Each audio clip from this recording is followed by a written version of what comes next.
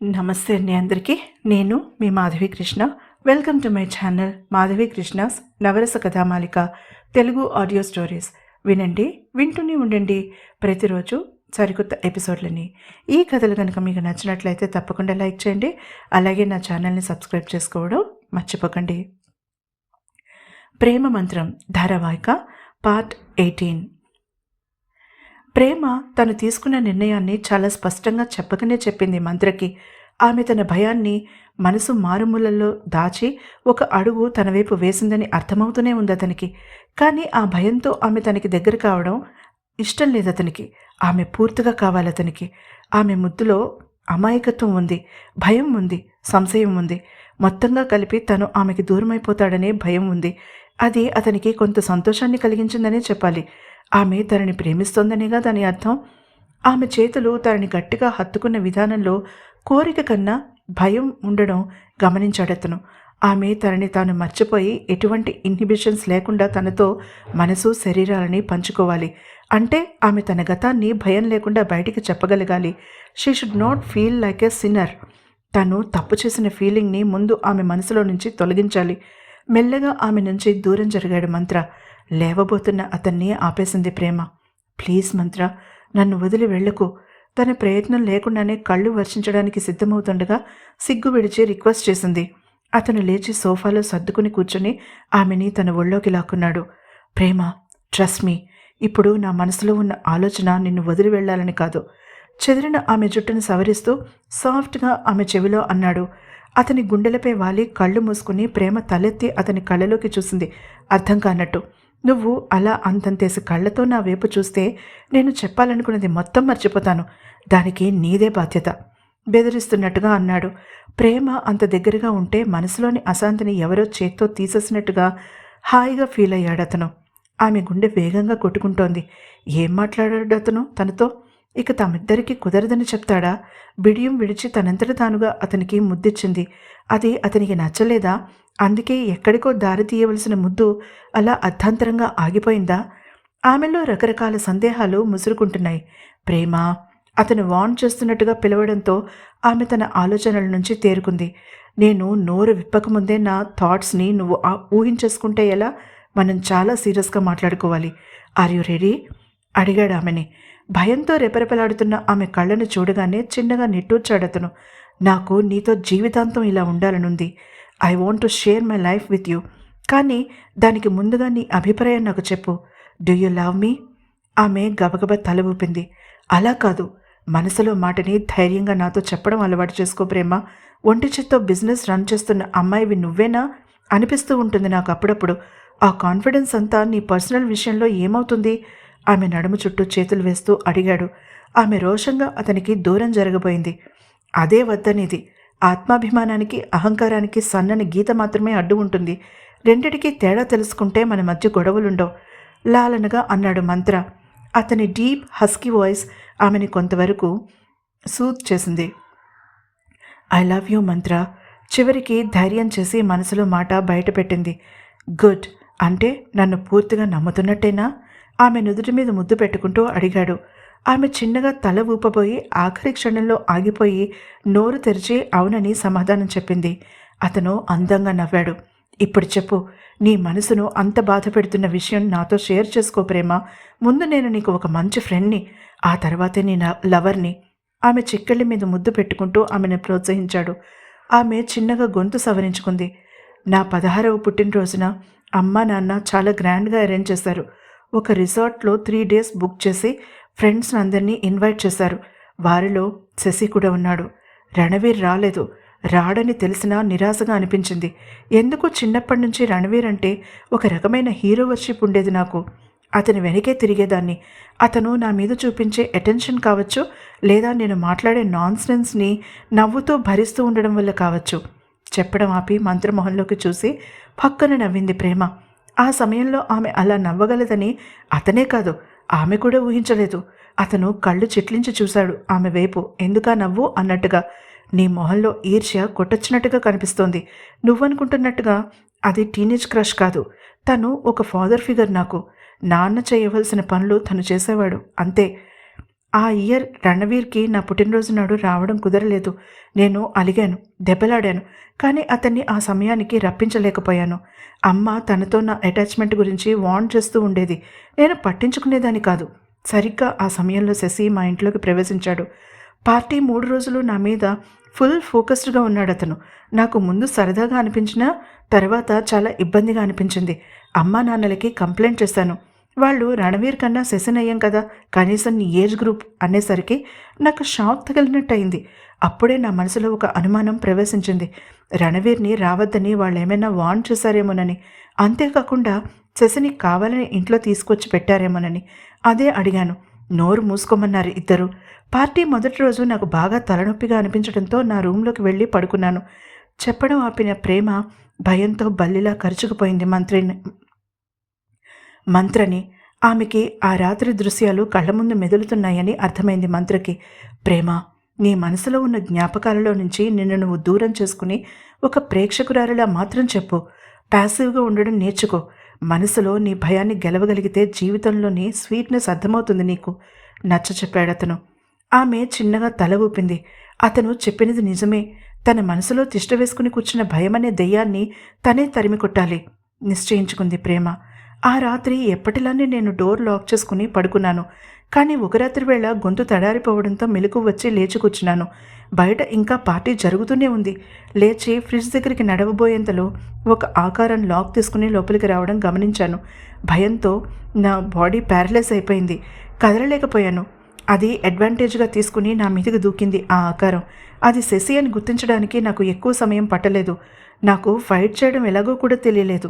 అటువంటి వికృత చర్యలు అతనికి కొత్త కాదని అతను నా మీద అటాక్ చేసిన విధానాన్ని బట్టి అర్థమైంది నాకు. అతన్ని పక్కకి తొయ్యాలని చూశాను, కుదరలేదు. ముందుగా అతను నా టాప్ని చింపేశాడు. సర్రమంటూ వచ్చిన ఆ శబ్దం నన్ను మరింత భయపెట్టింది. గోళ్లతో రక్కడానికి ప్రయత్నించాను. నా చేతులను బంధించి నా నోటిని తన నోటితో మూసేశాడు. ముద్దని అతను అనుకున్నాడేమో నాకు తెలీదు, కానీ నాకు కడుపులో దేవేసింది ఆల్కహాల్ వాసనకి. కసిగా అతని కింది పెదవిని కొరికాను. ట్రాన్స్లో ఉన్నదానిలా అభావంగా చెప్పుకుపోతోంది ప్రేమ. మంత్రికి కొన్ని రోజుల క్రితం తమ మధ్య జరిగిన సంఘటన కనుల ముందు మెదిలింది. ఆమె తన కింది పెదవిని బలంగా కొరకడం గుర్తొచ్చింది. తనని శశిగా పొరపాటు పడిందని అర్థమవ్వగానే తెల్లగా పాలిపోయింది మంత్రమొహం. దానితో అతను మరింత రెచ్చిపోయాడు. చాచిపెట్టి కొట్టాడు. షాక్కి లోనయ్యాను నేను. పుట్టి బుద్ధెరిగిన తర్వాత నా ఒంటి మీద ఎవరు ఇంతవరకు చెయ్యి వేయలేదు. ప్రేమ తన చెంప నిమురుకుంటూ చెప్పింది. నిస్సహాయమైన కోపంతో పళ్ళు కొరికాడు మంత్ర. తర్వాత ప్రేమ కొనసాగించింది. విపరీతమైన భయం వేసింది. చిరాకొచ్చింది. ఒక ఆడపిల్లకి ఇష్టం లేకుండా ఎవరైనా తాకితేనే చిరాకు పడుతుంది కదా, అలాంటిది ఒక దుర్మార్గుడు బలవంతంగా మీద పడితే ఆ అసహ్యాన్ని మాటలతో ఎలా చెప్పాలి? కళ్ళలో నీళ్లు ఎంత ఆపుకుందామన్నా ఆగలేదు ప్రేమకి. ఆమె కన్నీటితో అతని షర్టు ముందరి భాగమంతా తడిసి ముద్దయిపోయింది. అయినా కదల్లేదతను. ఆమెని అలాగే హత్తుకున్నాడు. అతనికి కడుపులో నుంచి దుఃఖం తన్నుకొచ్చింది. ఎంతో ఇష్టంతో సంతోషంతో జరగవలసిన కలయికని అసహ్యకరమైన చర్యగా మార్చేసి ఎలా ఆనందించగలుగుతారు మగవాళ్ళు? స్త్రీని బలవంతంగా అనుభవించాలనుకునేవాడు అసలు మగాడైనా? అనుభవించడం అనే మాట చాలా తప్పు. అనుభవం కాదది, రాక్షస కృత్యం. నా రూంలో నుంచి వాడు ఎప్పుడు వెళ్ళాడో కూడా తెలియలేదు నాకు. శరీరమంతా విపరీతమైన నొప్పులు, చికాకు. నన్ను నేను తాకాలంటేనే ఏహ్యభావం. అలానే నిద్రలోకి జారుకున్నాను. మన్నాడు ఆ దరిద్రుడిని పట్టుకుని నిలదీశాను. నవ్వాడు. లాక్ చేసి ఉన్న డోర్ నేను తీయకుండా తన లోపలికి ఎలా వస్తాడని తిరిగి నన్నే అడిగాడు. అందరికీ అలాగే చెప్తానని బెదిరించాడు. వాడి మాటలకి నాకు తల తిరిగిపోయింది. వాడు ఎంత కాన్ఫిడెంట్గా చెప్పాడంటే నేను కూడా బహుశా అది నిజమేనేమోనని నమ్మేశాను. ఒక్క క్షణం. అంత దుఃఖంలో కూడా నవ్వింది ప్రేమ. నీ పేరెంట్స్? పూడుకుపోయిన కంఠంతో అడిగాడు మంత్ర. పేరెంట్స్. అమ్మ నా బెడ్షీట్స్ చూసి నన్ను కొట్టినంత పని చేసింది. జరిగిన అకృత్యాన్ని దాచే ఉద్దేశం లేదు కాబట్టి బెడ్షీట్స్ మార్చాలన్న ఆలోచన కానీ, నా డ్రెస్ని వాష్ చేసేయాలన్న ప్లాన్ కానీ చేసుకోలేదు. నేను ఎంత చెప్పినా నమ్మలేదమ్మా. శశి ప్రెడిక్ట్ చేసినట్టుగా లాక్ చేసిన గదిలోకి అతను ఎలా వస్తాడని అడిగింది. డూప్లికేట్ కీ తీసుకుని అని నేను చెప్పలేదు. చెప్పాలని అనిపించలేదు. బయటికి ఈ విషయం తెలిస్తే పెద్ద ఇష్యూ అవుతుందని నా నోరు మూసింది. మరి నాన్నకి చెప్పిందో లేదో నాకు అప్పుడు తెలియలేదు. రెండో రోజు పార్టీలో నా కూడా అంటిపెట్టుకుని తిరిగింది. అది నాకు కూడా సేఫ్గా అనిపించింది. అలసిపోయాననే వంకతో నన్ను ఎర్లీగా రూమ్లోకి పంపి బయట నుంచి లాక్ చేసింది. నేను తేలికగా ఊపిరి పీల్చుకున్నాను. కానీ అది చాలా పెద్ద తప్పని అర్ధరాత్రి దాటాక ఆ మృగం తిరిగి నా మీద పడినప్పుడు అర్థమైంది. అలా 4 రాత్రులు నన్ను చిత్రహింసలు పెట్టాడు. 5వ రోజు దేవుడు నా ఏడుపు విన్నాడా అన్నట్టుగా రణవీర్ వచ్చాడు. తనని చూడగానే బల్లిలా అతుక్కుపోయాను. తండ్రితో కూడా చెప్పలేని నిజాన్ని నా ఒకే ఒక్క స్నేహితుడికి చెప్పేశాను. అది విన్న అతను అగ్గి మీద గుగ్గిలమైపోయాడు. నాన్న షర్ట్ కాలర్ పట్టుకుని కొట్టినంత పని చేశాడు. శశి సన్నగా జారుకున్నాడు. నేను రణవీర్ని ఆపేశాను. నన్ను ఆ క్షణమే అక్కడి నుంచి తీసుకువెళ్ళిపోమని ఏడ్చాను. కనీసం బట్టలు కూడా ప్యాక్ చేసుకోలేదు నేను. అలాగే అతనితో బయలుదేరిపోయాను. తాతయ్య దగ్గరికి వచ్చాక ఏమని చెప్పను? నా మాట తాతయ్య నమ్ముతారో లేదో తెలీదు. అందుకే ఆ విషయాన్ని నాలోనే దాచుకున్నాను. అప్పటి నుంచి నన్ను పొరపాటున ఎవరైనా మగవాడు తాకినా నాకు పిచ్చి ఆవేశం వచ్చేసేది. తాతయ్య నాకు పెళ్లి చేయాలని ప్రయత్నం మొదలుపెట్టారు. ఎలా చెప్పాలి ఆయనకి నా సమస్య? అందుకే ఏదో ఒక కారణం చెప్పి తప్పించుకుంటూ వచ్చాను. చెప్పడం ఆపి కళ్ళు మూసుకుంది ప్రేమ. చాలాసేపు ఇద్దరూ మౌనంగా ఉండిపోయారు. ప్రేమ, ఇప్పుడు నీ మనసులో ఏం ఆలోచిస్తున్నావో దాచకుండా చెప్పు ఉన్నట్టుండి అడిగాడు మంత్ర. తను అతనికి ఎప్పుడడిగినా మనసులో మాట చెప్తానని ప్రామిస్ చేయడం గుర్తొచ్చింది ప్రేమకి.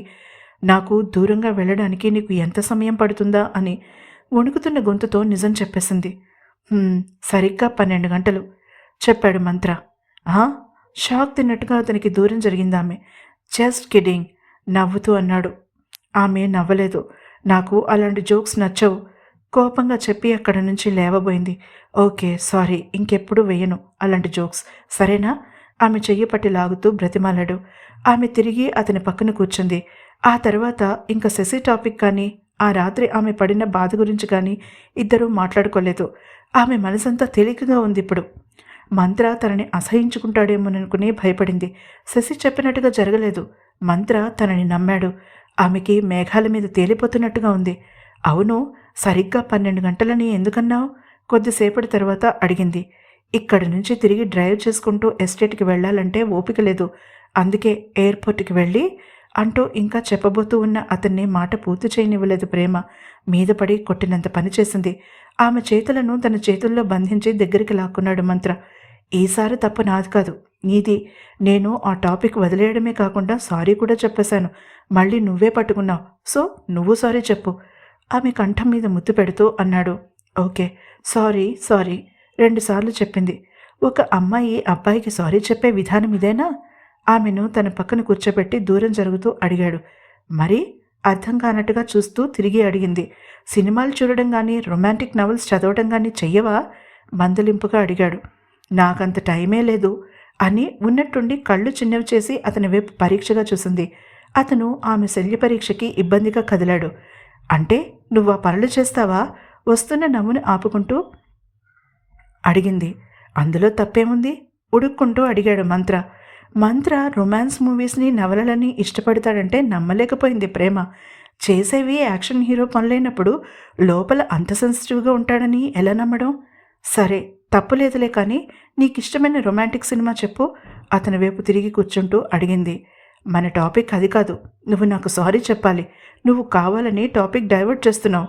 అలిగినట్టుగా ఆమె నుంచి మొహం పక్కకి తిప్పుకుని కూర్చున్నాడు. ఆమె ఒక్క నిమిషం ఏం చేయాలో పాలుపోన్నట్టుగా కూర్చుండిపోయింది. మంత్ర అలా ఉంటే ఆమెకి ఏమీ తోచలేదు. ఆమెకి హిమజ నీల్కి సారీ చెప్పిన విధానం గుర్తొచ్చింది. అరచేతులు చెమటలు పడుతుండగా మెల్లగా అతని దగ్గరికి జరిగింది. వెనక నుంచి అతన్ని హత్తుకుని అతని ఎడమ చెంపపై సున్నితంగా తన పెదాలని ఆనించింది. సారీ చెప్పింది అతని చెవిలో. అతని ఊపిరి ఆగినంత పనైంది. ఆమె వెచ్చని ఊపిరి మెడకి తగులుతుంటే రక్త ప్రసరణ వేగం ఒక్కసారిగా 3 రెట్లయిందనిపించింది అతనికి. అతను ఒక్కసారిగా బిగుసుకుపోవడంతో ఆమెలో సందేహం మొదలైంది. అసంకల్పిత ప్రతీకార చర్యలా ఆమె తన చేతులని వెనక్కి లాక్కుంది. ఆమెలో వచ్చిన మార్పు వెంటనే అర్థమైంది అతనికి. చిన్నగా నెట్టొచ్చాడతను. మెల్లగా ఆమె వైపు తిరిగి ఆమె చేతులను తన చేతుల్లోకి తీసుకున్నాడు. ప్రేమ, ఒకటి బాగా గుర్తుపెట్టుకో. నా కోపాన్ని, నాలో ఎమోషన్స్ని ఎప్పుడూ నీ గతానికి లింక్ పెట్టుకో. ఎవడో ఏదో చేస్తే దాన్ని నేను మనసులో పెట్టుకుని నీ మీద కోపాన్ని పెంచుకునేటంత కల్చర్లెస్ బ్రూట్ నన్ను కాను. నా గురించి నువ్వు ఇంత తక్కువగా అనుకుంటే నేను నీకు దగ్గర కాకపోవడమే మంచిది. మన మధ్య రిలేషన్ మొదలవ్వకముందే నీ మనసులో నుంచి ఆ చెత్తని డిలీట్ చేసేయ్, లేదా లీవ్ మీ అలోన్. అక్కడి నుంచి లేచి విసురుగా బెడ్రూమ్లోకి నడిచాడు. బాత్రూంలో డోర్ పెద్ద శబ్దంతో మూసుకోవడం వినిపించింది ఆమెకి. ఈసారి అతనికి నిజంగానే కోపం వచ్చిందని అర్థమైంది ఆమెకి వణుకు మొదలైంది. మంత్ర దూరమైతే ఎలా తట్టుకోవడం? ఈసారి నిజంగా ఏం చేయాలో తెలియలేదు ఆమెకి. తర్వాత ఏం జరిగిందో తెలుసుకోవాలంటే తప్పకుండా తర్వాత ఎపిసోడ్ని వినండి. అలాగే ఈ ఎపిసోడ్ కనుక మీకు నచ్చినట్లయితే తప్పకుండా లైక్ చేయండి. అలాగే నా ఛానల్ని సబ్స్క్రైబ్ చేసుకోవడం మర్చిపోకండి.